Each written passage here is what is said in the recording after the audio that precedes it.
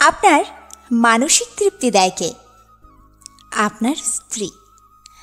আপনার শারীরিক তৃপ্তি দেয় কে? আপনার স্ত্রী। আপনাকে রান্না করে খাওয়ায় কে? আপনার স্ত্রী। আপনার ঘর সাজিয়ে রাখে কে? আপনার স্ত্রী। আপনার ঘর পরিষ্কার করে রাখে কে? আপনার স্ত্রী। আপনার বাড়িতে আসা মেহমানদের আপ্যায়ন করে কে? আপনার স্ত্রী। আপনার বৃদ্ধ মা বাবার সেবা যত্ন করেন কে?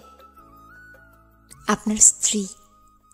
আপনাকে বাবা হতে সাহায্য করেন কে? আপনার স্ত্রী। আপনার ছেলে মেয়ের প্রাথমিক শিক্ষা দেন কে? আপনার স্ত্রী। আপনার অসুস্থতায় আপনার পাশে থাকে কে? আপনার স্ত্রী। তাহলে বলুন তো, বিয়ে করার সময় আপনি যৌতুক চান কেন? যৌতুক কি সামাজিক প্রথা নাকি?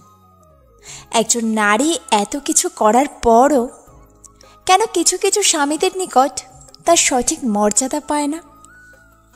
একজন স্ত্রী কোনো বিষয় নিয়ে রাগ বা অভিমান করলে একটু ভালোবাসা দিয়ে রাগ না ভাঙিয়ে তাকে পিটান কেন আপনি? এটাই কি আপনার সমাজ নাকি? আপনার স্ত্রীর সাথে আপনি ভালো ব্যবহার করুন, কারণ আপনার সাথে যেটাই হবে সেটা হলো আপনার কর্মফল।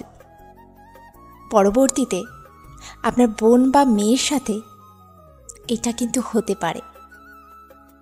তাই আপনার স্ত্রীর সাথে ভালো ব্যবহার করুন। কলমে জাসমিন, কণ্ঠে পূজা। একটু নিজের মতো করেই বলার চেষ্টা করলাম, আশা করছি তোমাদের ভালো লাগবে।